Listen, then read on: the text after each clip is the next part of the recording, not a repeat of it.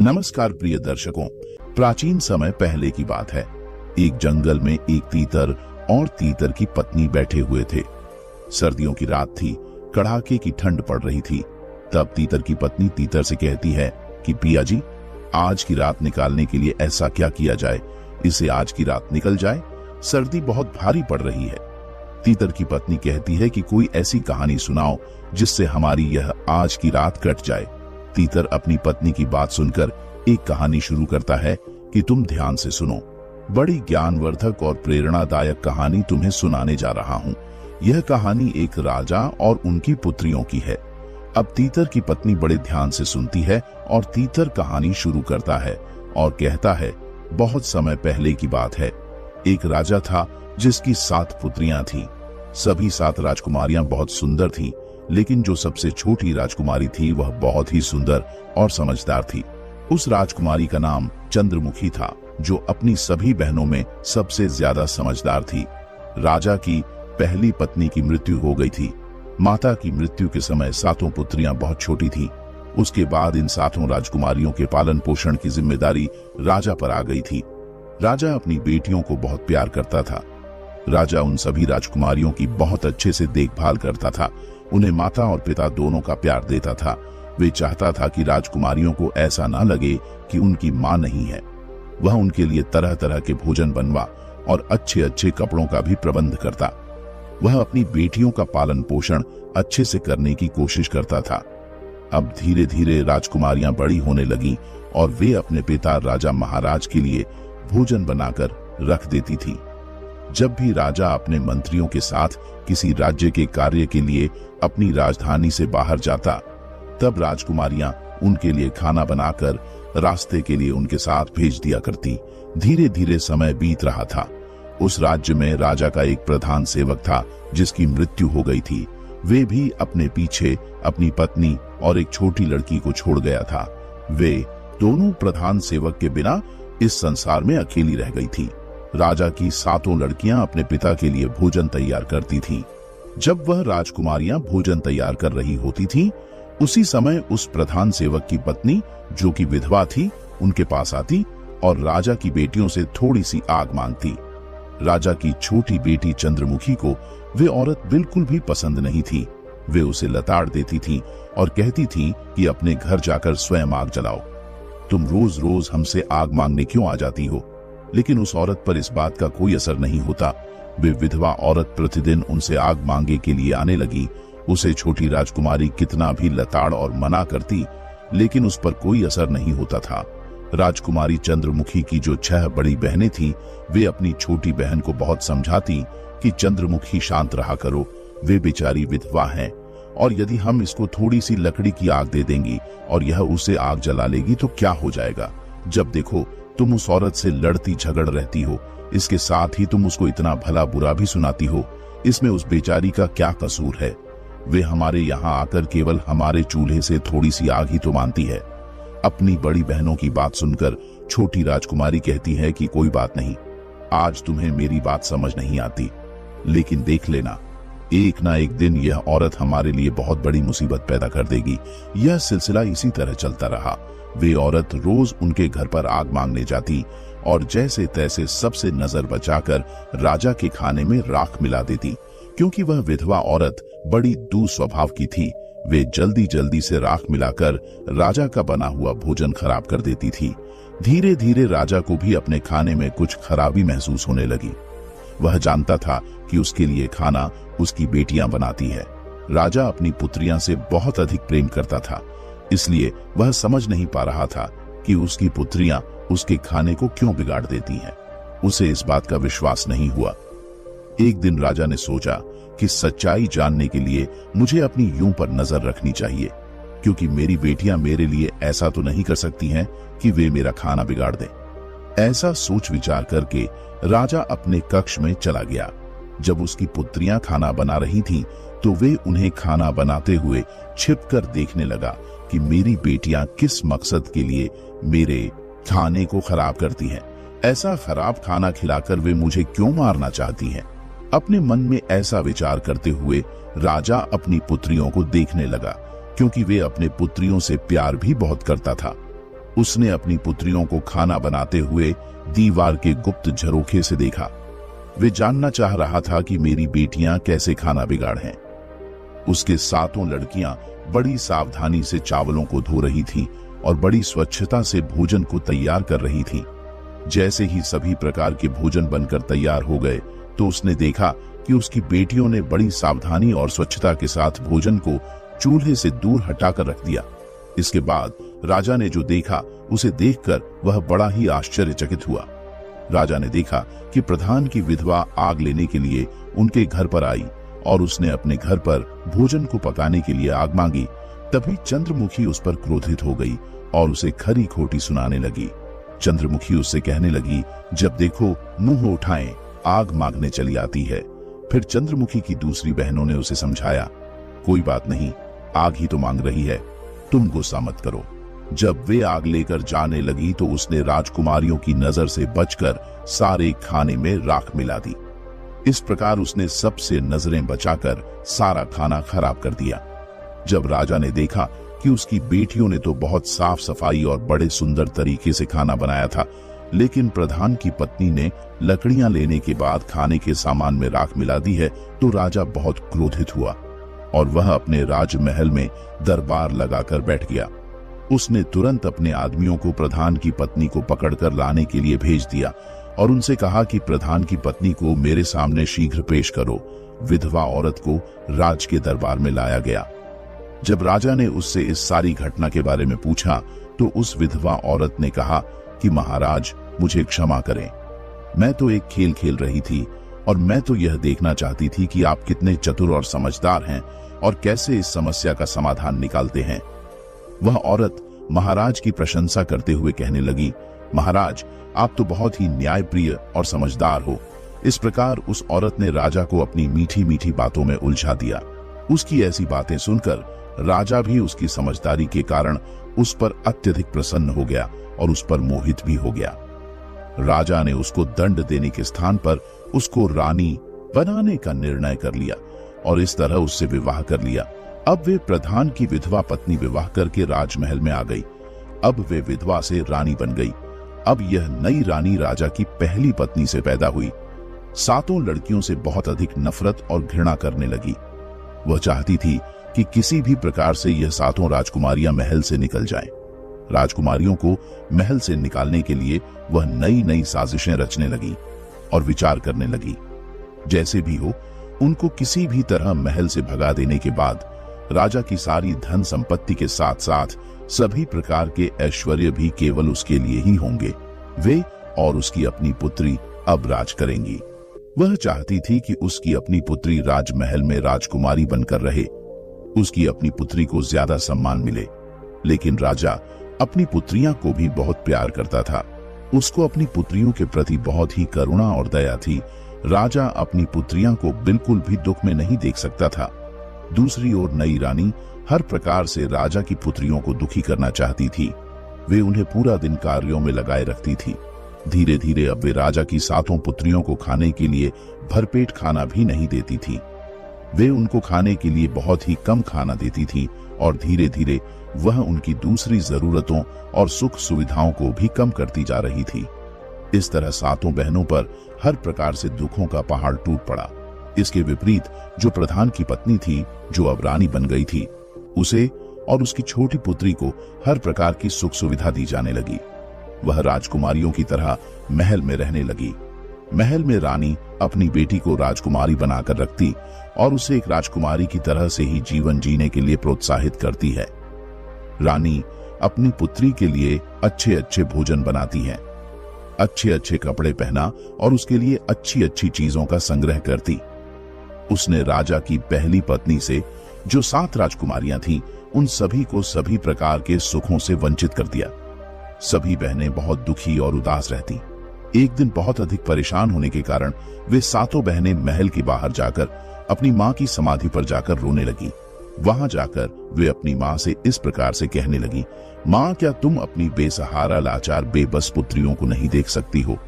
हम सब कितनी अधिक दुखी हैं सौतेली मां, हम पर कितने जुल्म ढा रही हैं, हम भूख प्यास से तड़प रही है मां, अब हम क्या करें? धीरे धीरे यहाँ उनका रोज का काम हो गया दिन में जब भी वह दुखी होती, वह अपनी माँ की समाधि पर चली जाती और रोते हुए अपनी माँ से अपना दुख कहती। एक दिन जब वह सभी अपनी माँ की कब्र पर बैठी हुई रो रही थी और सिसकियां भर रही थी, तभी उन्होंने देखा कि उनकी माँ की समाधि पर एक बहुत ही सुंदर अनार का पेड़ उत्पन्न हो गया। जल्दी ही वे पेड़ पूरी तरह से ताजे, सुंदर और स्वादिष्ट फलों से लग गया। अब वे सभी सातों बहनें उन फलों को खाकर अपनी भूख को शांत करने लगी। हर रोज जब उनकी सौतेली माँ उनको खाने के लिए पर्याप्त भोजन नहीं देती थी, तो वे सब अपनी माँ की समाधि पर आकर इस तरह से अनार के फलों को खाकर अपनी भूख को शांत करने लगी।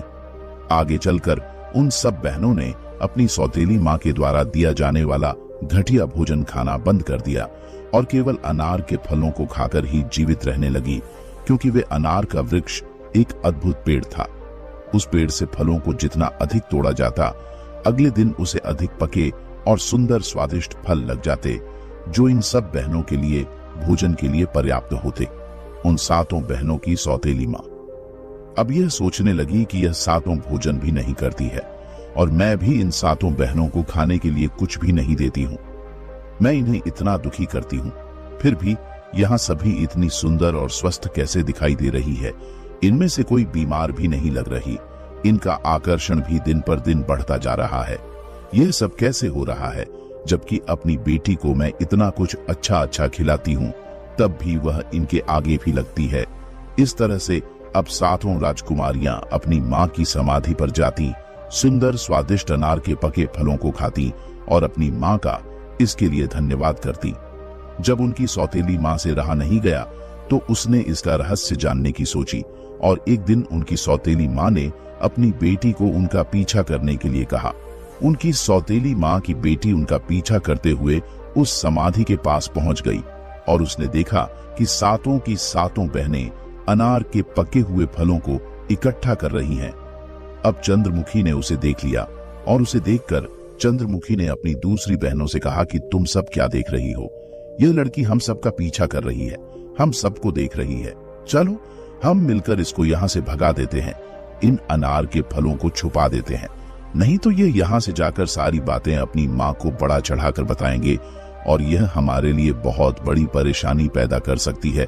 लेकिन चंद्रमुखी की दूसरी बहनों ने कहा, अरे नहीं नहीं चंद्रमुखी, तुम इतनी अधिक परेशान मत हो। यहाँ लड़की तो निर्दोष है, इसकी माँ हमें कष्ट देती है तो इसमें इसका क्या कसूर है? ऐसा कहकर वे उसे अपने पास बुला लेती है और उसको भी खाने के लिए कुछ अनार दे देती है। अब वे लड़की अपने घर आकर अपनी माँ से कहती है कि माँ, यह सभी कोई भूखी नहीं रहती है। इनकी माँ की समाधि पर एक अनार का पेड़ है। ये सभी उस पेड़ से अनार के फल तोड़कर खाती हैं और उस पेड़ के फल भी बड़े ही अद्भुत हैं। ऐसा मीठा फल अपने जीवन में मैंने आज तक कभी नहीं खाया। बेटी के मुख से ऐसी बातें सुनकर रानी बहुत गुस्से में आ गई और वह सोचने लगी कि अब मैं इन्हें वहां से फल खाने से कैसे रोकूं। अगले दिन उसने अपना पूरा समय अपने कक्ष में ही बिताया। राजा ने अपने कक्ष में आकर रानी से पूछा कि रानी, तुम्हारे दुख और उदासी का क्या कारण है? रानी ने राजा से कहा कि मेरे सिर में बहुत दर्द है और ऐसा लगता है कि जैसे यह दर्द मेरी जान ले लेगा। अगर कोई मुझे मेरे इस दर्द से मुक्त कर सकता है तो वह अनार का सुंदर पेड़ है जो तुम्हारी पहली पत्नी की समाधि पर है। वह अनार का पेड़ ही मेरा यह दर्द दूर कर सकता है। राजा के पूछने पर उसने कहा कि उस पेड़ को उखाड़कर उसकी जड़, उसके तने और साथ में उसके पत्तों को पानी में उबालकर जो जल तैयार होगा, उस उबले जल से मेरे सिर की मालिश करने पर और मेरे द्वारा उसका सेवन करने पर मेरे सिर का दर्द ठीक हो जाएगा। रानी की बात मानकर राजा ने उसी समय अपने नौकरों को अपनी पहली पत्नी की समाधि पर भेजा और कहा कि समाधि पर जो अनार का पेड़ है उसको जड़, तना और पत्तों समेत उखाड़कर मेरे पास यहाँ लेकर आओ। सेवकों ने तुरंत राजा की आज्ञा का पालन किया और उस सुंदर अनार के पेड़ को जड़ से उखाड़कर ले आए। जैसे रानी ने बताया था, ठीक उसी प्रकार राजा ने सेवकों के द्वारा उस पेड़ को जल में उबालकर रानी के लिए उसे औषधि के रूप में तैयार करवा दिया। उससे रानी के सिर की मालिश की गई और उसे सेवन करवाया गया। सेवन करने के बाद उस क्रूर रानी ने राजा से कहा कि अब मैं बिल्कुल ठीक हो गई हूँ और बहुत अच्छा महसूस कर रही हूँ। जब अगले दिन सातों बहनें अपनी माँ की समाधि पर गईं, तो उन्होंने देखा कि वहां समाधि पर से अनार का वह सुंदर पेड़ गायब हो चुका है। यह देखकर वह सभी परेशान हो गई और उन्होंने बहुत दुखी होकर रोना शुरू कर दिया। वे सोचने लगी कि अब वहां मां की समाधि पर अनार का पेड़ भी नहीं है। वे कहां जाएंगी और क्या खाएंगे? अनार का पेड़ ना होने के कारण अब वे सभी फिर से भूखी मरने लगेंगी। दुखी होकर वे अपनी मां से प्रार्थना करने लगी। तभी उन्होंने देखा कि अनार के पेड़ के स्थान पर एक छोटा सा तालाब बन गया, जो मक्खन जैसे पदार्थ से भरा हुआ था, जो जल्द ही सफेद ठोस रोटी की तरह बन गया, जिसको रोती हुई सभी बहनों ने बहुत ही आश्चर्य के साथ देखा। यह देखकर सभी बहनें बहुत खुश हुईं और उसमें से कुछ रोटी को लेकर खाने लगी, जो खाने में बहुत ही अधिक स्वादिष्ट थे और उन्हें बहुत पसंद भी आए। अगले दिन भी वही हुआ और इसके बाद अब रोजाना यही होने लगा। हर रोज सभी राजकुमारियां अपनी मां की समाधि पर जाती और देखती कि एक छोटे से तालाब में पहले मक्खन बनता है, फिर वह मक्खन रोटी का रूप ले लेता है और उस रोटी को खाकर वह सब अपनी भूख को शांत कर लेती। अनार का पेड़ उखड़ जाने के बाद भी 7 राजकुमारियों की पहले जैसी हालत देखकर रानी परेशान हो गई। उस दुष्ट रानी ने अपनी पुत्री को बुलाकर कहा, मुझे पता नहीं यह क्या हो रहा है। मैंने तो उस अनार के पेड़ को उखड़ दिया है जो रानी की समाधि पर उगा था, फिर भी वे सब लड़कियां बिल्कुल भी दुखी नहीं लगती।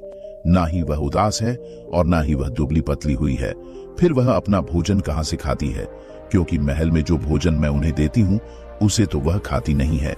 इसलिए तुम फिर से उनका पीछा करके पता लगाओ। रानी ने अपनी पुत्री से कहा कि वह उन पर नजर रखें और देखें कि क्या माजरा है।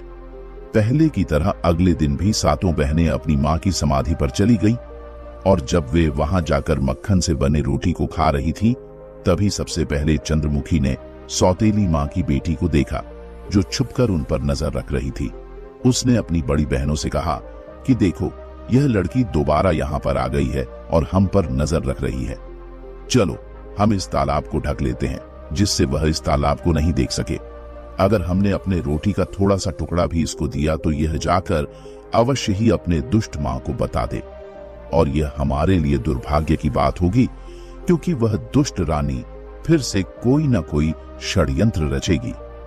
चंद्रमुखी की बड़ी बहनों ने समझा कि चंद्रमुखी बिना किसी बात के उस बेचारी पर संदेह कर रही है, इसलिए उन सब ने उसके सुझाव पर बिल्कुल भी ध्यान नहीं दिया और उसके विपरीत इन्होंने प्रधान की पुत्री को भी स्वादिष्ट रोटी खाने के लिए दे दिए। जब उनकी सौतेली मां को 7 राजकुमारियों के बारे में यह रोटी वाली बात पता चली, तो वह क्रोध से बहुत लाल पीली होने लगी और उसके साथ ही उसने अपने नौकरों को बुलाकर कहा कि अभी जाओ, रानी की समाधि को वहां से उखाड़ दो और उसके पास में जो छोटा सा तालाब है, उस तालाब को कूड़ा करकट आदि से भरकर नष्ट कर दो। इस पर भी रानी संतुष्ट नहीं हुई। एक दिन रानी फिर से भयंकर बीमारी का बहाना करके अपने कक्ष में पड़ी रही और महाराज को बुलाया गया। महाराज ने आकर रानी की बीमारी का कारण जानना चाहा। राजा ने कहा कि चाहे मेरा सारा साम्राज्य बिक जाए, लेकिन मैं तुम्हारी बीमारी को ठीक करने के लिए तुम्हें अच्छे से अच्छे वैद्य को दिखाऊंगा और तुम्हें बिल्कुल ठीक कर दूंगा। लेकिन वह रानी तो अपनी चाल चल रही थी, वह तो स्वभाव से ही दुष्ट थी। तो वह दुष्ट रानी कहने लगी कि इतना कुछ करने की जरूरत नहीं है, मेरे जीवन को तो केवल तुम्हारा एक छोटा सा कार्य ही बचा सकता है। राजा ने कहा, तुम कहो तो सही, जो तुम कहोगी मैं उसे अवश्य पूरा करूंगा। इसके लिए मैं तुमसे प्रतिज्ञा करता हूं। फिर रानी ने कहा, मेरे जीवन को बचाने के लिए तुम एक कार्य कर दो। आपके जो पहली पत्नी से 7 राजकुमारियां हैं, आप उनकी हत्या कर दो और उनकी हत्या करने के बाद उनका खून मेरे सर और मेरी हथेली पर लगाना। इस तरह से उनकी मृत्यु से मेरा जीवन बच जाएगा। इन शब्दों को सुनकर राजा दुख और पीड़ा से भर गया। उसके पैरों के नीचे से जैसे जमीन ही गायब हो चुकी थी। वे मूर्छित सा होकर गिरने वाला हो गया, लेकिन फिर भी राजा ने अपने आप को संभाल लिया। राजा को अपनी प्रतिज्ञा टूटने का भय था और वह अपने राजक्रियों को भी बहुत प्यार करता था। फिर राजा ने अपना मन को कड़ा किया और राजकुमारियों को तलाश करने लगा। राजा ने अपनी 7 राजकुमारियों को अपनी मां की समाधि पर बैठे देखा। राजा उनके पास पहुंचा तो उसने देखा कि उसकी 7 पुत्रियां अपनी मां की समाधि के पास बैठकर रो रही थी। अपने पुत्रियों की ऐसी हालत देखकर राजा कांप हृदय का उठा, क्योंकि वे अपनी बेटियों से बहुत ही प्रेम करता था। एक तरफ उसकी रानी की इच्छा और राजा की प्रतिज्ञा और दूसरी तरफ उसकी बेटियों का जीवन। उसे समझ नहीं आ रहा था कि वह क्या करे। अपने पुत्रियों के पास पहुंचकर राजा प्रेम पूर्वक अपनी पुत्रियों से बोला कि तुम मेरे साथ इस महल से बाहर जंगल में चलो। पिता की बात मानकर वह सभी उसके साथ चल पड़ी। वे उन सभी को लेकर जंगल की ओर चल दिया। जंगल में कुछ दूर जाकर एकांत में राजा ने आग लगाई और उन सबके लिए कुछ चावल को पकाकर उनको खाने के लिए दिया। दोपहर का समय था। इस समय बहुत अधिक गर्मी हो रही थी, जिसके कारण सभी सातों बहनें खाना खाने के बाद गहरी नींद में सो चुकी थीं। जब राजा ने देखा कि सातों बहनें सो चुकी हैं, तो वह चोरी से छुपकर उन लड़कियों से निगाह बचाकर वहां से भाग गया। उन सबको गहरी नींद में सोते हुए राजा ने वहीं पर छोड़ दिया। राजा अपने मन में यह सोचकर खुश था कि चलो, हमारी पुत्रियां जहां कहीं भी रहेंगी, कम से कम जीवित और ठीक तो रहेंगी। वे अपनी तेली मां के अत्याचारों से तो बची रहेंगी या कहीं जाकर अपना जीवन गुजार लेंगी। साथ ही उसने भगवान से प्रार्थना की कि वे इस एकांत जंगल में उसकी पुत्रियों को भूखे प्यासे किसी जानवर के भोजन के रूप में मृत्यु को प्राप्त हो जाने से बचाए। राजा इस प्रकार सोचते हुए और बार बार भगवान से प्रार्थना करते हुए वहां से चला गया। राजा ने वापस आते समय जंगल में एक हिरण को मारा और उसके खून को लेकर महल में वापस आ गया। उसने रानी के सिर और हथेली पर उस हिरण के खून को लगा दिया। उस क्रूर रानी ने सोचा कि राजा ने सच में सातों राजकुमारियों को मार दिया है। उसने राजा से कहा कि अब वह बिल्कुल ठीक महसूस कर रही है।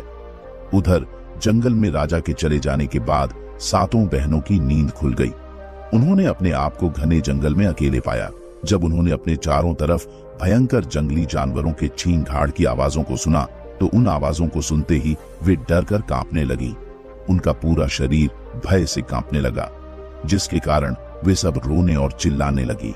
अपने आप को वहां अकेला पाकर वह अपनी पूरी शक्ति लगाकर अपने पिताजी को पुकारने लगी। उन्हें आशा थी कि उनकी आवाज को सुनकर उनके पिता जरूर आएंगे, लेकिन उन सबको ऐसा करते हुए बहुत समय गुजर गया, लेकिन राजा नहीं आए। उन सबको अपनी आवाज के सिवाय ऐसा सुनाई दे रहा था जैसे बादल गड़गड़ा रहे हों। इसके अतिरिक्त वहां कुछ नहीं था।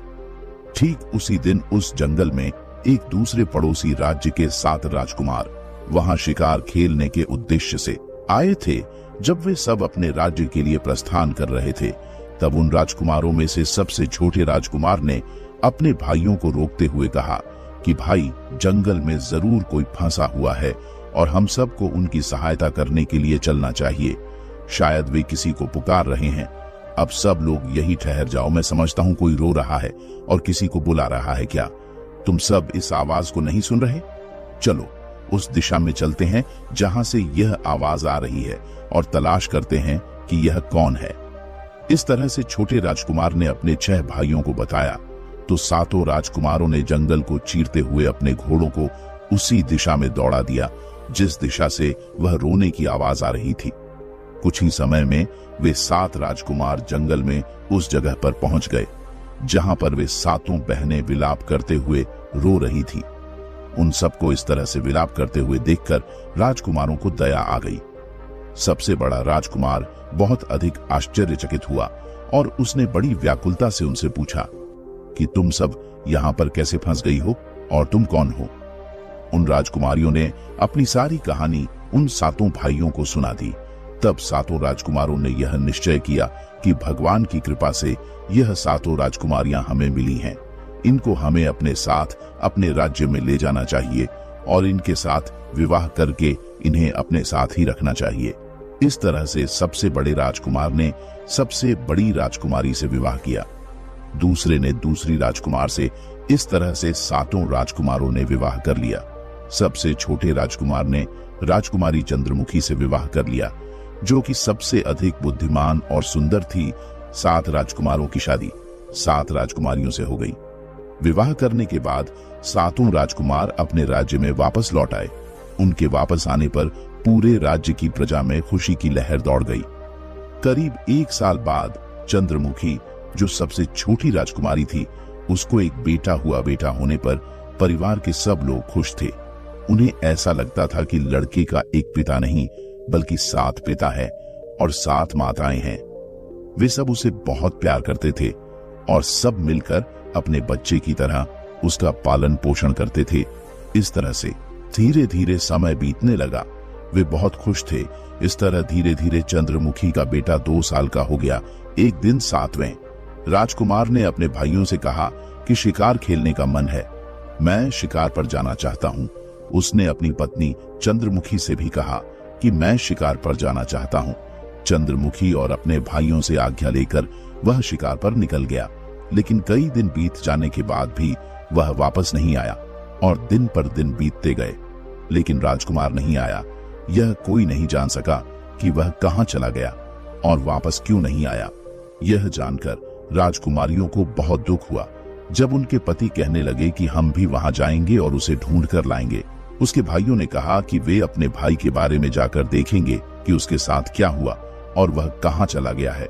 वे सभी 6 राजकुमार छोटे राजकुमार की तलाश में राजमहल से निकल पड़े, लेकिन वे 6 भाई भी वापस नहीं आए। यह जानकर 7 राजकुमारियों को बड़ा दुख हुआ। जब उनके पति वापस नहीं आए तो उनके मन में विचार आने लगे कि उनके पतियों को किसी ने जंगल में मार दिया या उनके साथ कुछ गलत हुआ है। धीरे धीरे कुछ और दिन बीत गए, लेकिन 7 भाइयों में से कोई भी वापस नहीं आया। एक दिन चंद्रमुखी अपने पुत्र को पाल में झूला रही थी और सभी बहनें नीचे के कमरे में काम कर रही थी। ठीक उसी समय कोई महल के दरवाजे पर आया जिसने काला लबादा पहन रखा था। वह स्वयं को एक साधु बता रहा था और वह भिक्षा मांगने के लिए आया है। नौकरों ने कहा कि तुम महल के अंदर भिक्षा मांगने के लिए नहीं जा सकते।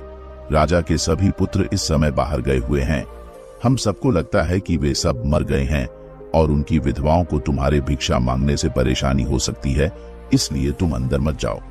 द्वारपाल ने उसे खूब रोकने की कोशिश की, लेकिन उस आदमी ने कहा कि मैं एक साधु हूँ और साधु को भोजन खिलाना और साधु को भिक्षा देना कोई गलत काम नहीं है।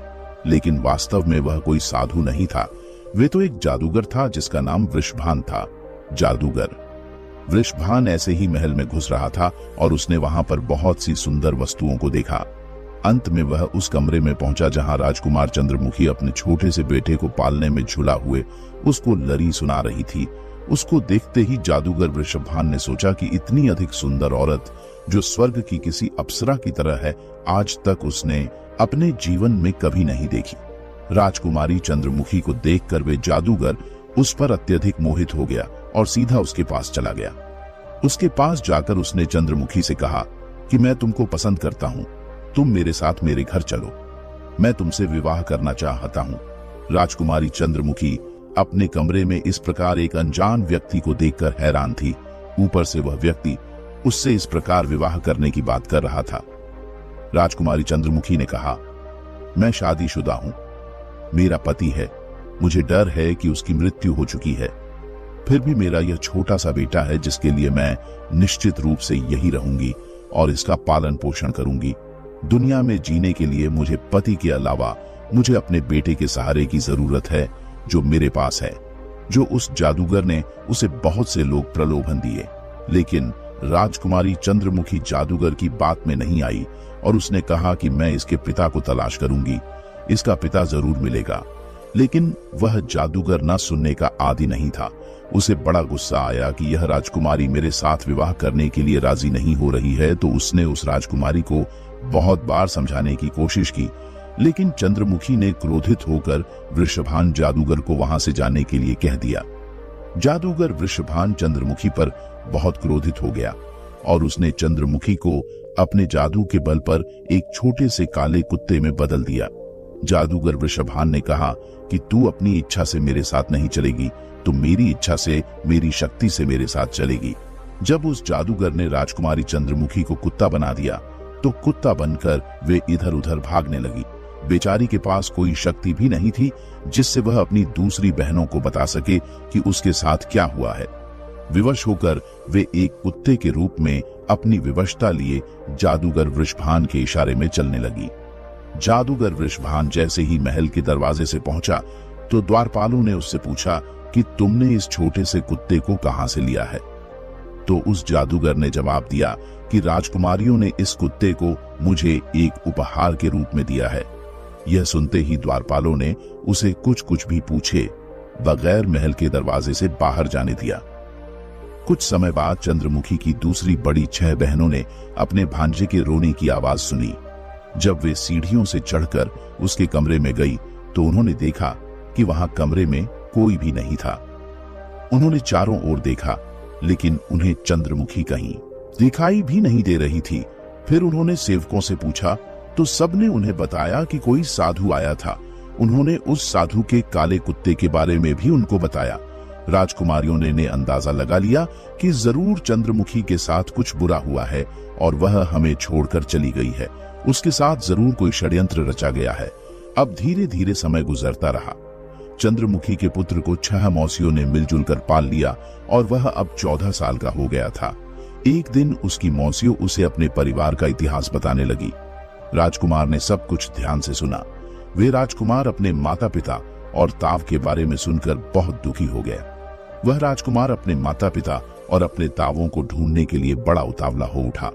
उसने दृढ़ संकल्प कर लिया कि वह संसार में कहीं भी किसी भी कोने में जहां भी उसके परिवार वाले होंगे वह उन्हें ढूंढकर जरूर लाएगा। उसने अपने इस दृढ़ संकल्प को अपनी मौसियों को बताया कि वह अपने माता पिता और ताऊ को, यदि वह सब जिंदा मिल गए, तो सबको ढूंढकर अपने घर वापस लेकर आएगा। उसकी मौसियों को उसके दृढ़ संकल्प के बारे में जानकारी होने पर सब रोकने लगे। वे उससे कहने लगी कि वे अपना विचार बदल दें। वे कहने लगी कि बेटा, जो लोग जाने थे वह लोग चले गए, अब कहीं हम तुम्हें भी ना खो दें। हमने अपने पतियों और अपनी बहन को तो खो दिया और अब हम तुम्हें खोना नहीं चाहती। उनकी तरह यदि तुम भी हमसे दूर चले गए तो हम किसके सहारे जिंदा रहेंगे और जिंदा रहकर भी क्या करेंगे। तब लड़के ने अपनी मौसियों से कहा, तुम मुझे मत रोको। अगर यह संभव हुआ तो मैं अपने साथ अपने माता पिता और ताऊ को भी लेकर जल्दी ही वापस आऊंगा। फिर इस तरह से वह अपनी यात्रा पर चल पड़ा। लेकिन कई महीनों तक वह कुछ भी नहीं समझ सका कि किस प्रकार वह अपने सगे संबंधियों को तलाश करे। और अंत में जब उसने हजारों किलोमीटर की थकाने वाली यात्रा को पूरा किया, तब तक वे लगभग पूरी तरह से निराश हो चुका था। उसको अपने माता पिता और ताऊ के बारे में किसी प्रकार की कोई भी सूचना प्राप्त नहीं हुई थी। इसी बीच में एक ऐसे देश में पहुंच गया जो पूरी तरह से पत्थरों का देश था। वहां पर बड़ी बड़ी चट्टाने, पेड़, इसके अतिरिक्त एक बहुत ही बड़ी और ऊंची पत्थर की कठोर इमारत थी, जिसके एक किनारे पर एक छोटा सा मकान बना था जिसमें एक माली रहता था। जब वह उस इमारत को देख रहा था, तभी माली की पत्नी ने उसको देख लिया और भागकर उस घर से बाहर आ गई और कहने लगी, अरे बच्चे, तुम कौन हो और तुमने इस खतरनाक स्थान पर आने की हिम्मत कैसे की? उस लड़के ने कहा कि मैं एक राजा का बेटा हूं। मैं यहाँ अपने माता पिता और अपने ताऊ को ढूंढने आया हूँ।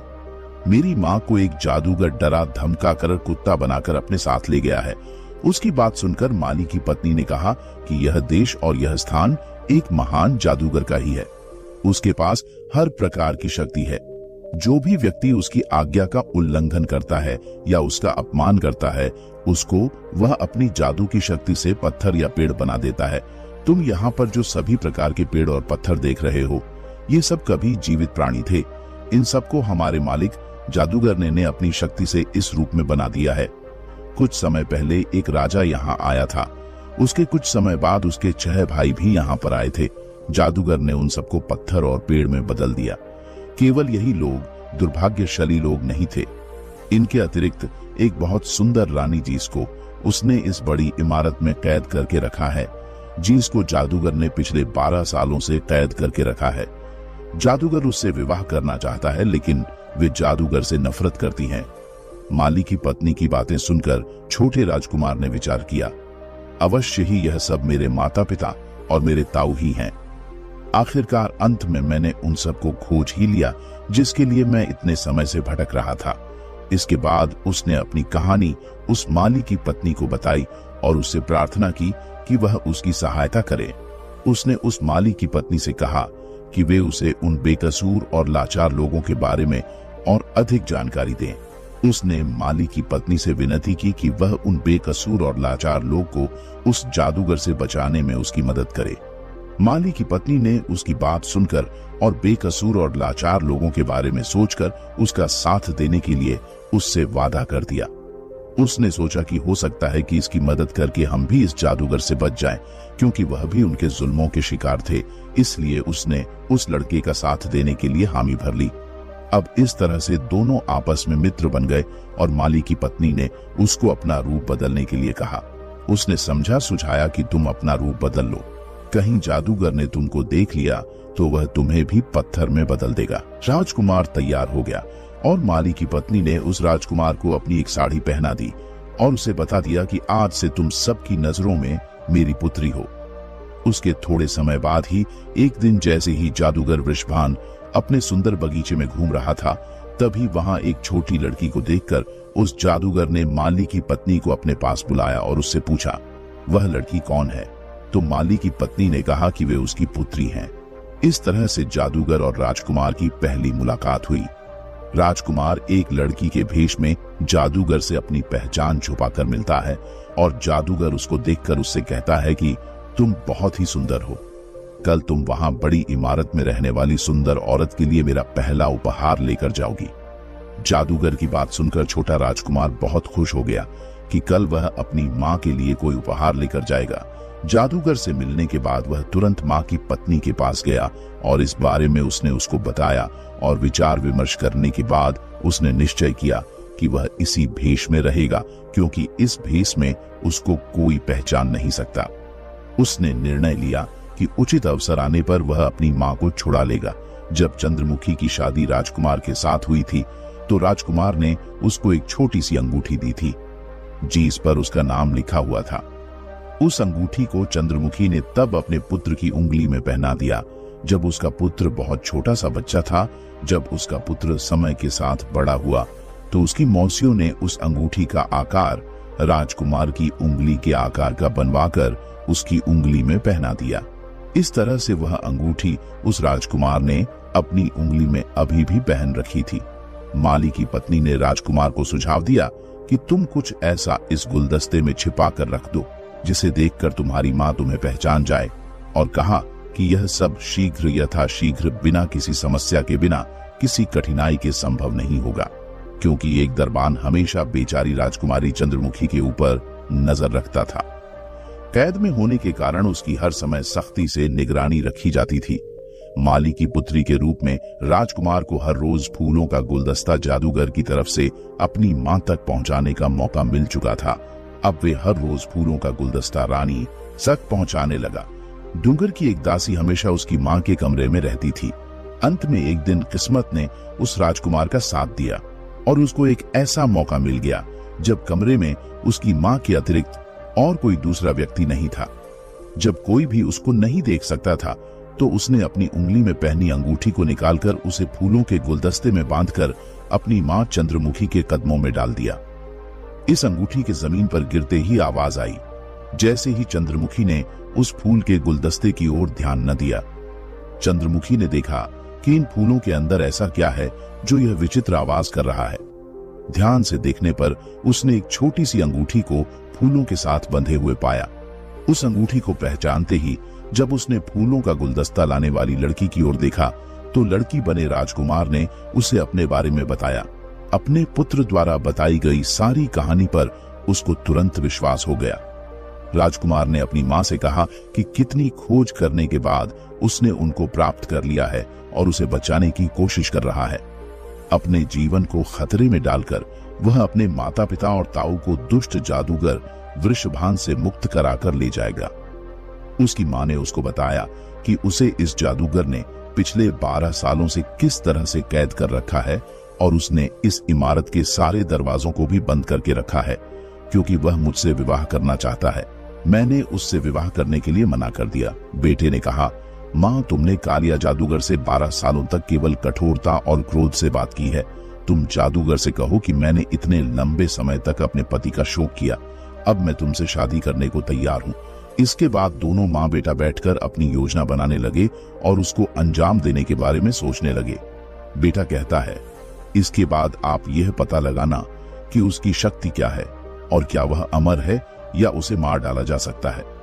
चंद्रमुखी ने अपने बेटे की सलाह को मानने का निश्चय किया और अगले दिन वृषभान जादूगर के लिए उसी प्रकार से संदेश भिजवा दिया जैसा उसके पुत्र ने सुझाव दिया था।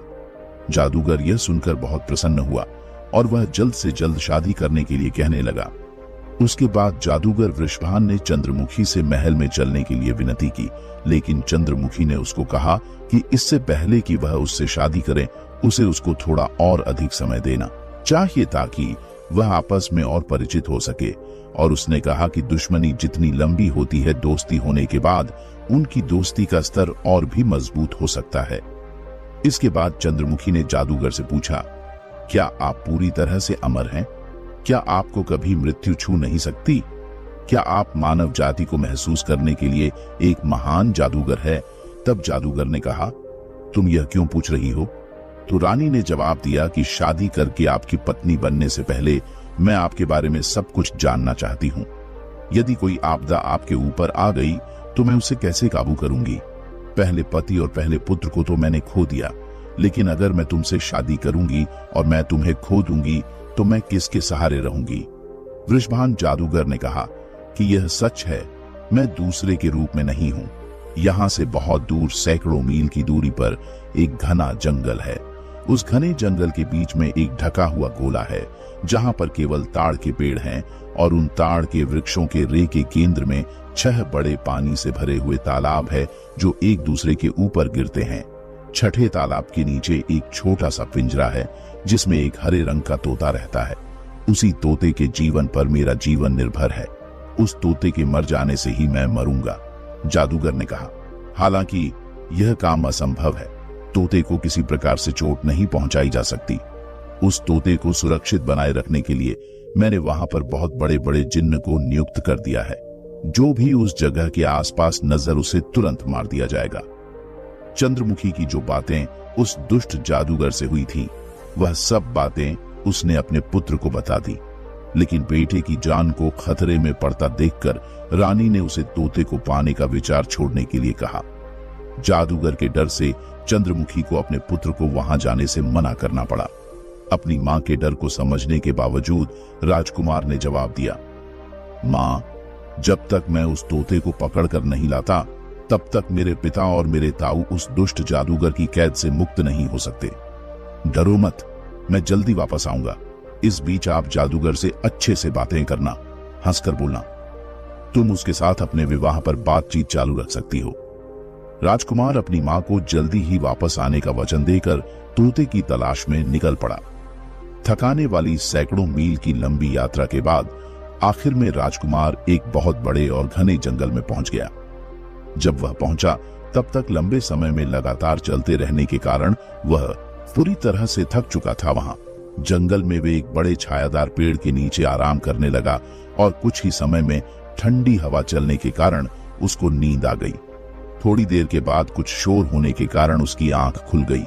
उसने इधर उधर देखा तो उसकी निगाह एक विशाल सांप पर पड़ी जो उस पेड़ पर चढ़ने का प्रयास कर रहा था।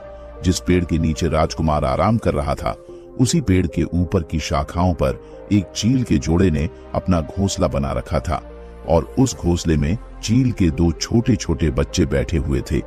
चील के वह बच्चे इस समय घोंसले में अकेले थे। उन्होंने अपनी तरफ बढ़ते हुए सांप को देख लिया था।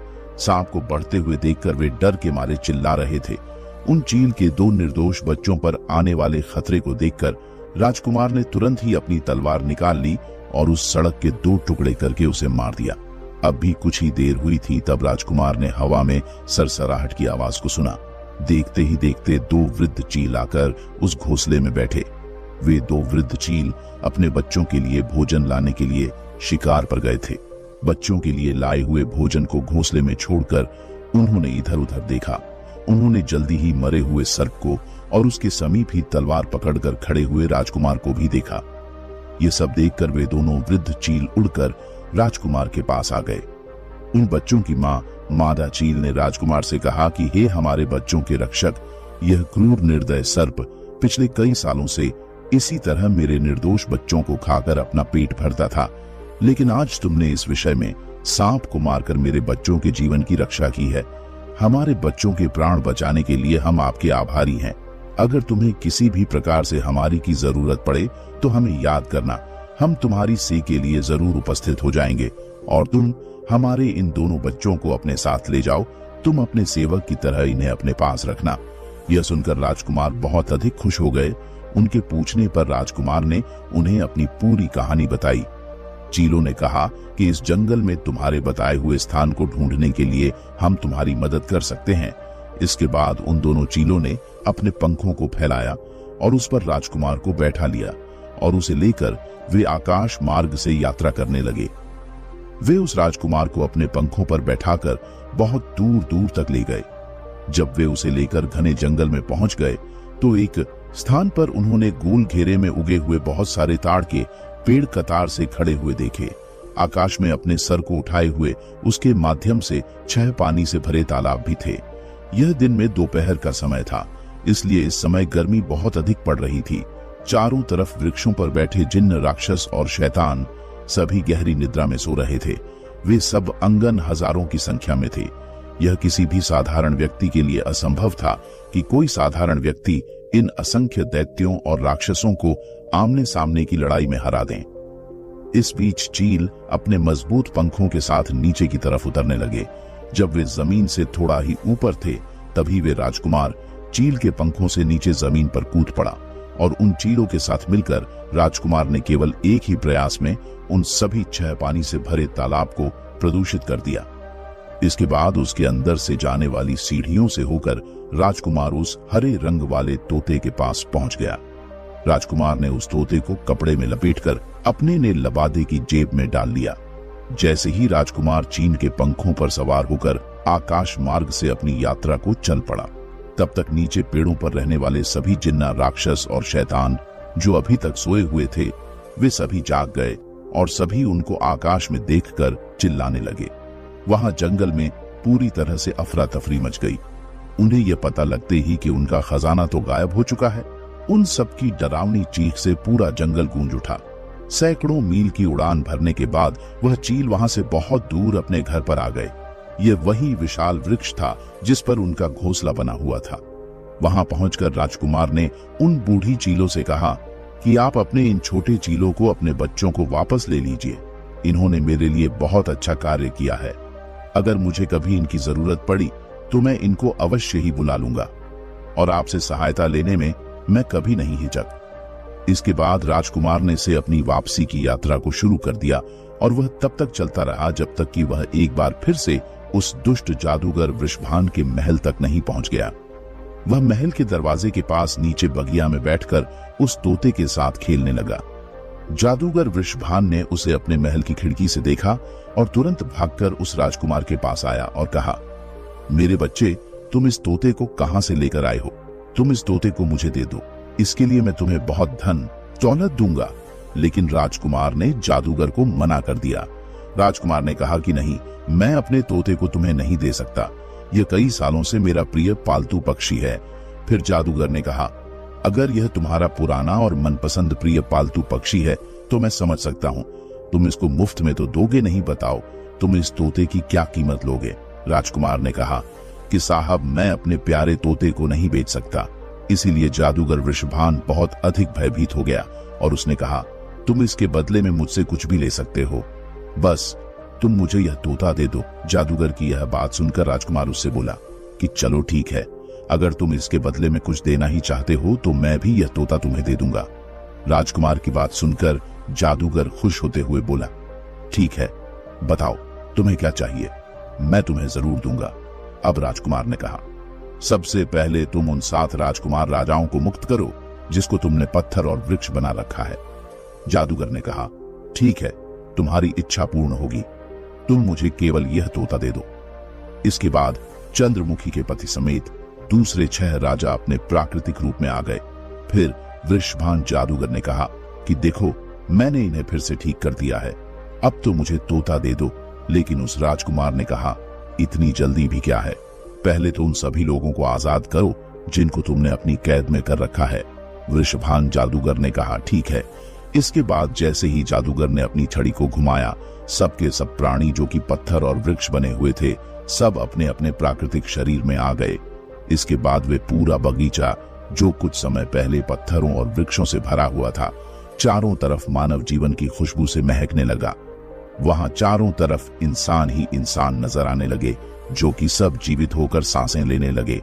राजा पंडित, नौकर चाकर, सेवक, सरदार, घोड़े, हाथी, सैनिक, न जाने क्या क्या ताकतवर पुरुष व सुंदर आभूषणों से सुसज्जित औरतें, सैनिकों की टुकड़ियां सब जीवित हो गई।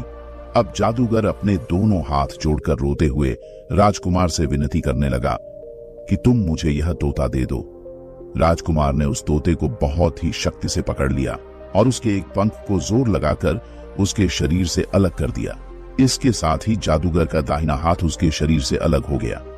फिर जादूगर वृषभान ने अपने बाएं हाथ को फैलाकर राजकुमार से कहा कि आप यह तोता मुझे दे दो।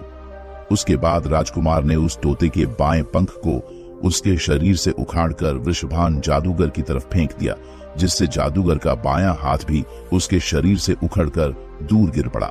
इसके बाद भी वह चिल्लाता रहा कि मुझे मेरा तोता दे दो। वृषभान जादूगर अपने घुटनों पर गिर पड़ा।